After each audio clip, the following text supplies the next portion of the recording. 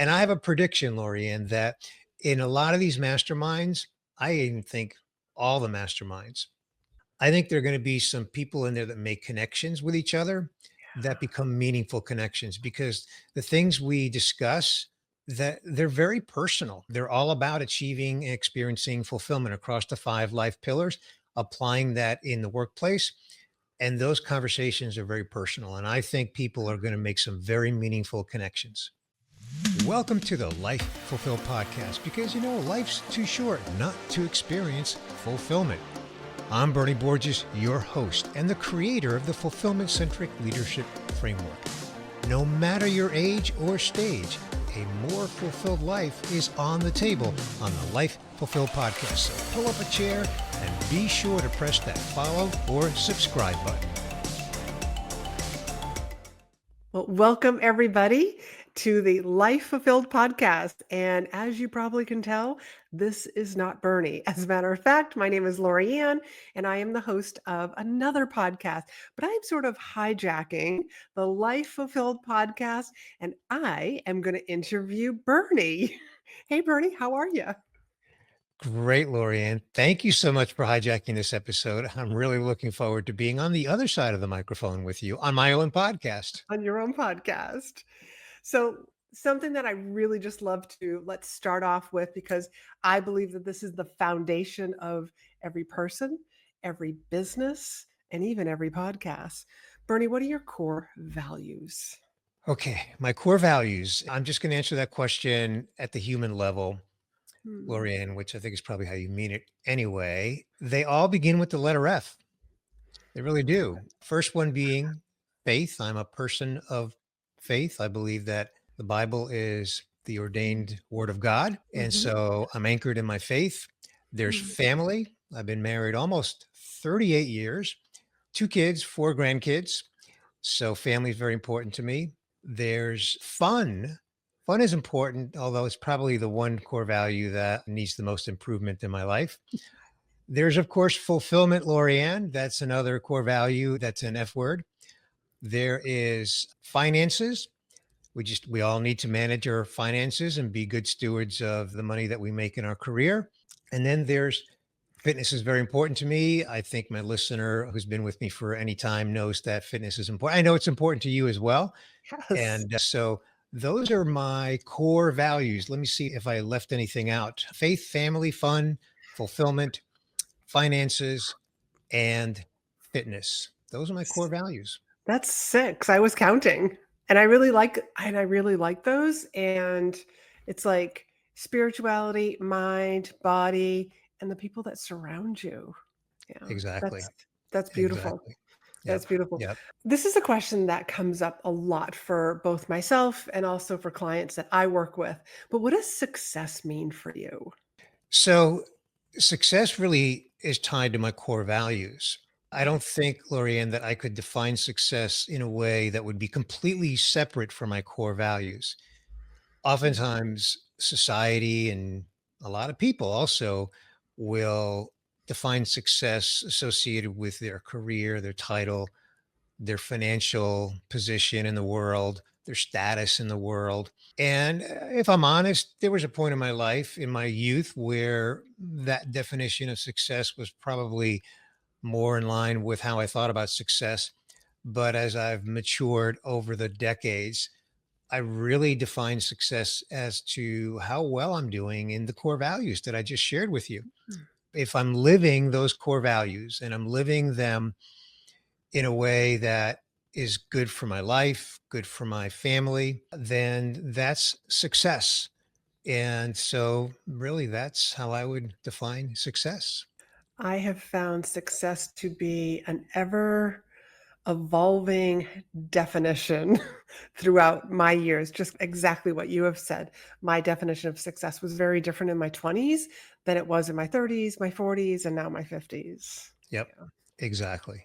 But So yeah, I think anybody who's listening to this should just understand that it changes.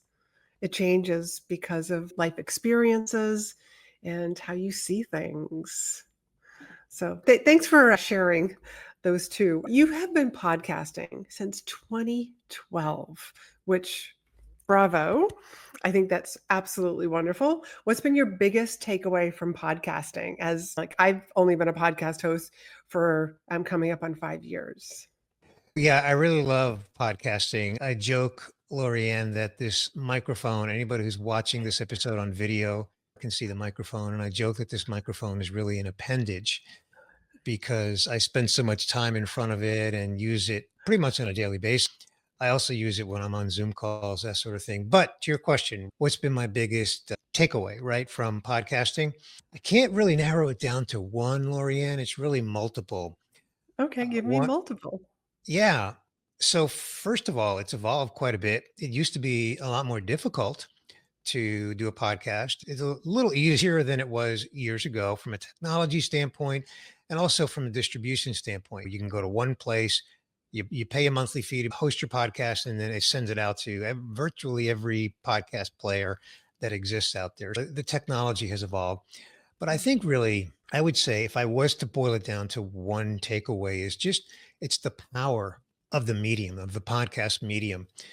When I look at my analytics and I see how many countries people are listening in, it's over 100 countries. Here I am in Florida, and people are listening as far away as Africa and Australia and all these other countries. So just the power of the medium. And because I'm also a podcast listener, I listen to your podcast. And I know how you can really make a connection with the podcast host. So there's podcasts that I listen to now. I happen to know you. It's different because I know you. We've actually met in person, that kind of thing. But there's a few other podcasts that I listen to where I've never met the person. I don't know the person, but I still feel a connection because of the content that they produce.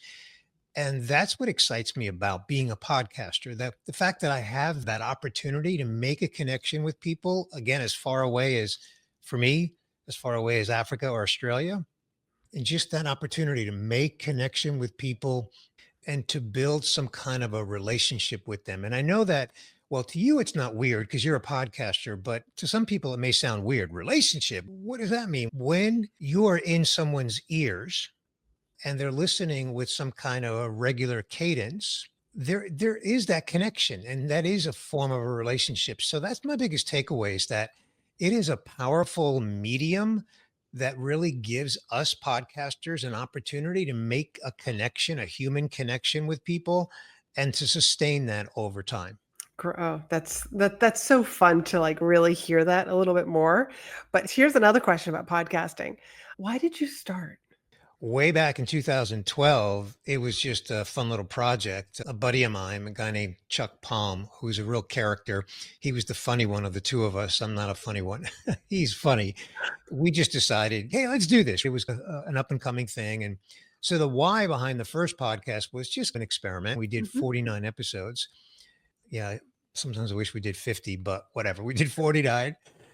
And then I decided to kind of get serious. And then the next podcast, which was the Modern Marketing Engine podcast, where I featured marketing leaders and interviewed them, that was a little bit more intentional. I had a strategy behind it. It was tied to my business at the time. I had a digital marketing agency.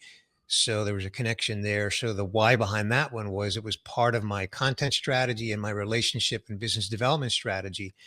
And then the why behind this podcast is I was in between podcasts. I had retired the Modern Marketing Engine podcast at episode 300, Laurie-Ann. And then I had this little void where I didn't have another podcast. And I like, okay, I've got to have another podcast because, like I said, this microphone is like an appendage and I was missing it. And I just decided to do a podcast initially focused on midlife. But then what happened was I focused in on the theme of fulfillment.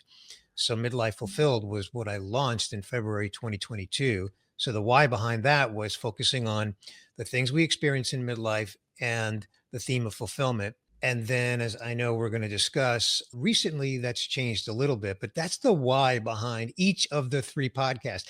I don't know if you expected me to give you an answer for three podcasts, but there you go. I did not expect you to talk about 3 podcasts. I was thinking, okay, if you started podcasting in 2012 and you're up to what episode? I was like, what's been the cadence on that one? But thank you for leading me into my very next question that I'm super curious about. Episode 240 of this current podcast, it went from midlife fulfilled and you changed the name. Now it's life fulfilled, as I introduced in the beginning. Tell me about that. Yeah, it's actually a contrarian thing to do. And what I mean by contrarian is, as a podcaster, the conventional wisdom is to be very niche, be very Mm, narrow in who you want to reach. And I went broader. I went broader from a demographic standpoint, but I actually didn't go broader from what I call a psychographic standpoint. So let me mm, explain what I mean by that, Lori. So the Midlife Fulfill podcast was focused on the demographic of people in midlife, which is loosely defined as people over the age of 40. And then again, the theme of fulfillment across my 5 pillar platform: health, fitness, career, relationships, and legacy. And so I discovered over some time in studying my analytics that about 25% of the people that listen to my podcast are under the age of 45. So 25% under the age of 45. And then another 10% that were in their 20s and 30s that are listening to the Midlife Fulfilled podcast. So I scratched my head on that. yeah. And then I also admitted to myself, Laurie-Ann, which I was in denial for quite a while, that the word midlife is really considered a negative word for a lot of people. I embraced it, I celebrated it, but I'm a data point of one in the world. And roughly there's 3 billion people in the world over the age of 40, meaning there's roughly 3 billion people who qualify to be called midlife. And me, little old me, one person was embracing it. And a lot of people are not embracing the concept of midlife. And I fought that for quite a while. So, long story short, I decided to focus in on what I call the psychographic of people who care about fulfillment.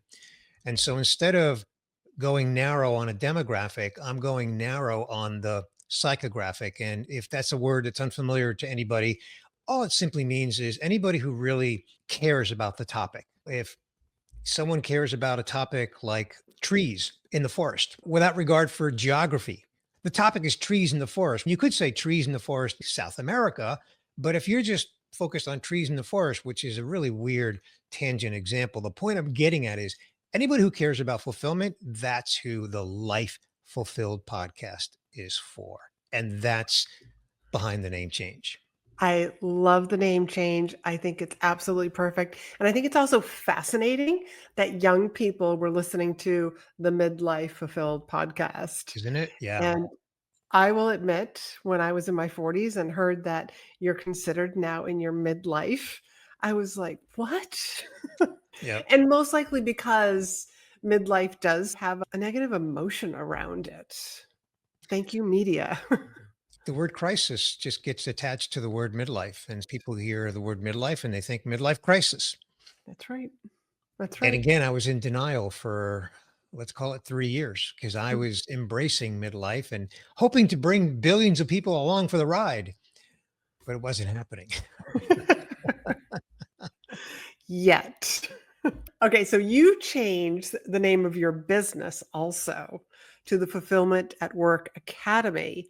You have to explain that to me because the last time we talked, this is something new. Yeah, yeah. It's actually Fulfilled at Work Academy. What did I And say? so that also was something that a lot of thought went into. Essentially, at the beginning of 2025, I went full time on my business, which is speaking and teaching people, leaders, specifically my fulfillment centric leadership framework. And as I was going through this name change for Life Fulfilled, I thought it was just a good time for me to also just revisit my company brand identity. So I won't bore you and the listener with the backstory and how I got there, but I settled on Fulfilled at Work Academy. And basically, what it is, Laurie-Ann, is it's really a leadership development experience. And I call it an experience. And it's Mm, designed to really help people integrate personal fulfillment with career growth and impact in the workplace. And it is rooted in my fulfillment centric leadership framework, where I teach individuals and teams how to thrive mm, through greater awareness, values alignment, and emotional intelligence. And I do this through keynote speaking, workshops, masterminds, which I want to talk a little bit more about, mm, coaching, and where people learn to lead through the lens of fulfillment. So the Fulfilled at Work Academy is really grounded in the belief that fulfillment is a performance strategy, Laurie-Ann. And let me just say that because I really want to emphasize that.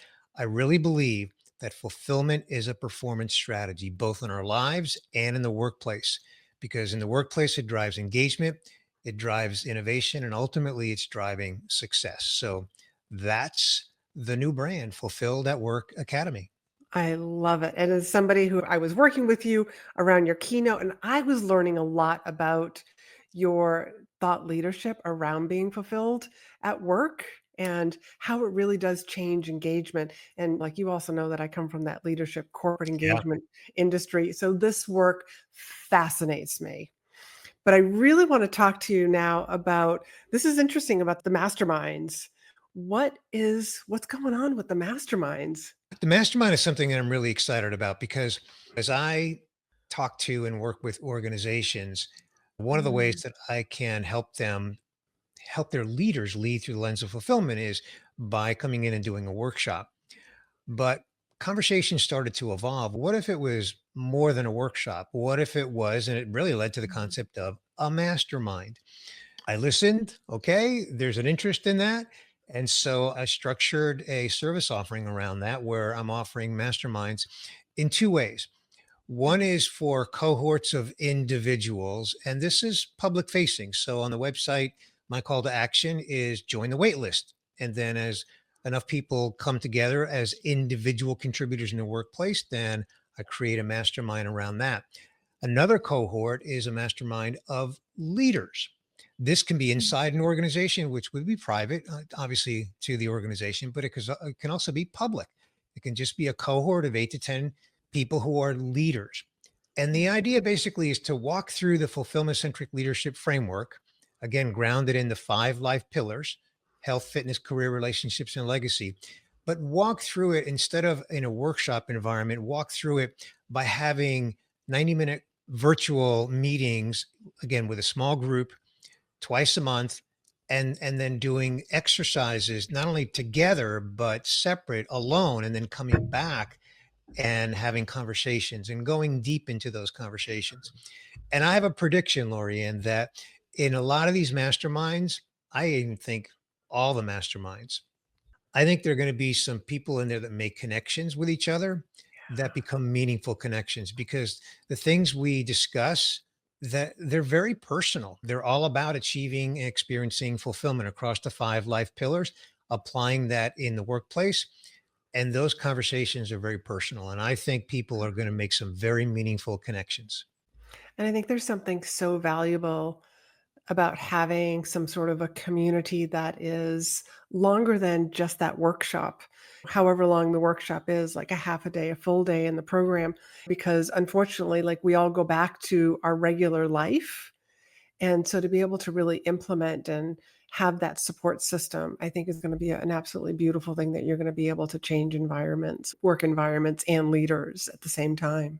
Yeah, there's one more thing I want to say about it before we move on. And that Yeah. is, and I know it's not a new concept, so I'm not that I'm inventing this, but I'm embracing the concept of the masterminds are very experiential. This Mhm. isn't me lecturing anybody for 90 minutes. This is an experience. That's what makes it meaningful. That's beautiful. So, how can your listeners get involved with Fulfilled at Work Academy? That just seems like the most logical next question. I don't want to overcomplicate it. I would just say follow what I'm doing. My vision is to grow it over time. And so follow what I'm doing, just fulfilledatworkacademy.com. Join my newsletter if you're not already subscribed to my newsletter. And I actually have 2 newsletters, Lorianne. I have the one that's on my website. Mhm. So join there. I also have one on LinkedIn, and that one is called Fulfilled at Work. But just follow what we're doing, learn more about the masterminds. Maybe that's something that you want to check out. Again, I've got a wait list for it. So instead of opening and closing carts, which is fairly common in the digital world with a service offering, my approach is a waitlist approach. So you just click on get on the wait list. There's no credit card required. There's no commitment. It's just simply expressing an interest. And then I send a little questionnaire to learn something about you.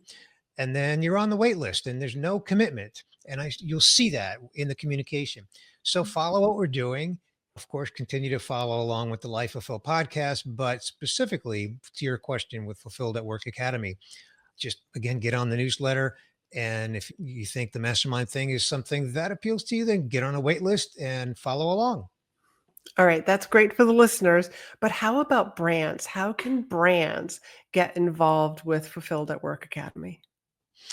So one of the things that I'm doing with Fulfilled at Work Academy that I'm really excited about, Laurie-Ann, is I am putting together a program. It's the idea of benefactors. And that is where I'm going to selectively partner with some brands who partner with me at the Fulfilled at Work Academy. Their partnership with me is financial. They make a financial, not contribution as in a donation, but a financial commitment. And that aligns them with the Fulfilled at Work Academy brand in everything that we do. So every single piece of communication that goes out, website, podcast, blogs, everything has their brand associated with it. They also participate in long term planning. So they become sort of part of what we're doing and contribute their thought leadership as well as their thoughts on the direction, the guidance and direction of the academy. So I'm really excited about that because it's really like a group of companies that become like a board of directors, but they have a financial investment, not investment in the company as in an investor, but from a brand identity standpoint and a brand affiliation standpoint, they're joining me and I welcome their guidance along the way, Laurie-Ann. So I'm really excited about that. I call it the benefactor program. That's beautiful. That is beautiful. What a great way to help more people and be aligned with certain brands. So, Bernie, just a couple more questions. If you could go back in time, what do you love about the 25-year-old version of Bernie? The 25-year-old version of Bernie. Okay. So, few things, Laurie-Ann. Even though I'm pretty fit for a man my age, I was in better shape when I was at 25. But of course, it's also youth, right?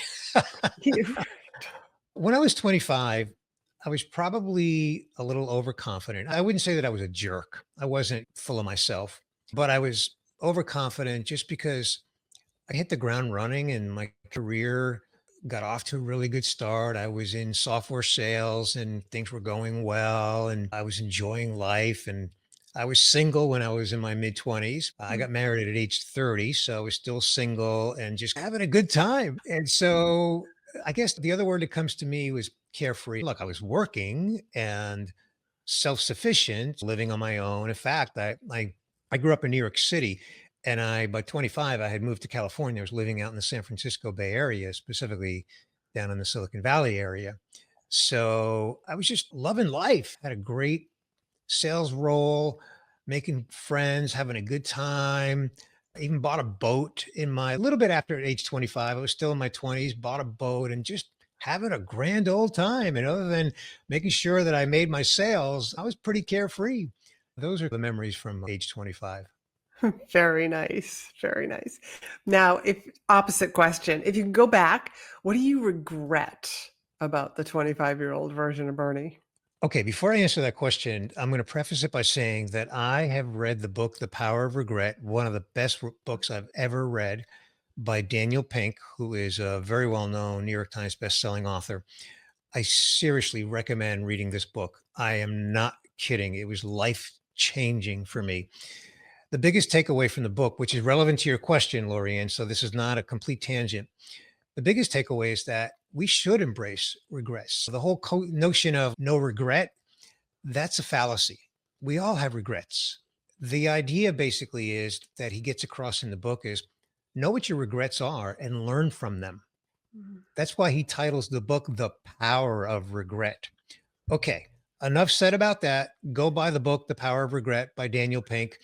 You can thank me later. I think the biggest regret from my age 25-ish range is that even though I had the idea of being an entrepreneur at some point, I didn't pull the trigger on becoming an entrepreneur until my early 40s. So I'd say my regret is that I didn't really think about and take action on it much sooner than my early 40s.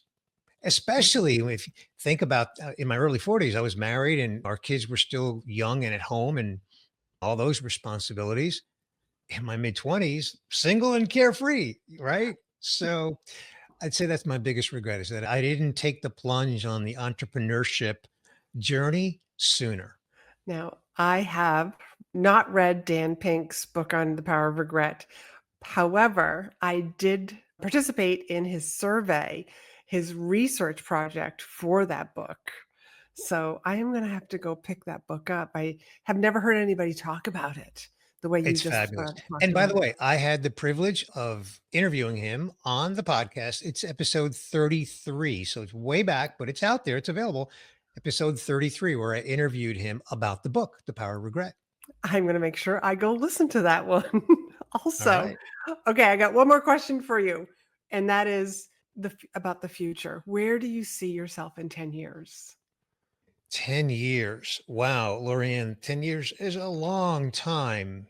I hope I'm still healthy, both Mm. physical and mental. That's really important. Boy, the first thing that comes to mind, Laurie-Ann, is my grandchildren at the time of this recording are age 5, 3, 2, and 1. Now, the 2-year-old is my daughter. 5, 3, and 1 is my son and his wife. So 4 grandchildren ages 5, 3, 2, and 1. So 10 years, I immediately think of them like, what are they going to look like and be doing? Right. And my involvement in their life. That's one aspect of how I think of 10 years from now. Fulfilled at Work Academy. So career wise, I hope that it's global. I Mm. hope that it's impacted millions, if not billions, of people through the multiplier effect, through I'm planning to certify people not only to teach my fulfillment centric leadership framework, but the masterminds. And I also want it to permeate through institutions beyond businesses. So maybe educational institutions, that sort of thing. And maybe within 10 years, it's acquired by a big global brand that shares the vision and has the capacity, meaning they've got the ability to go global with it and impact a lot of people. So, summarized, enjoying my grandchildren at a little bit older age, hoping that I'm healthy and that my family is healthy. And then career wise, Fulfilled at Work Academy has had a global impact, whether I'm still running it or it's been acquired.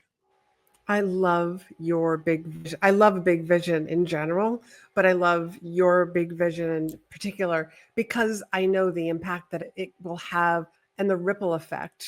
When you take just one leader and you teach your thought leadership on fulfillment, the domino effect of all the people that they're going to be leading and so on. I hope that I get to see this vision come to fruition. So thank you so much, Bernie, for letting me basically hijack your podcast and interview you here on your own podcast.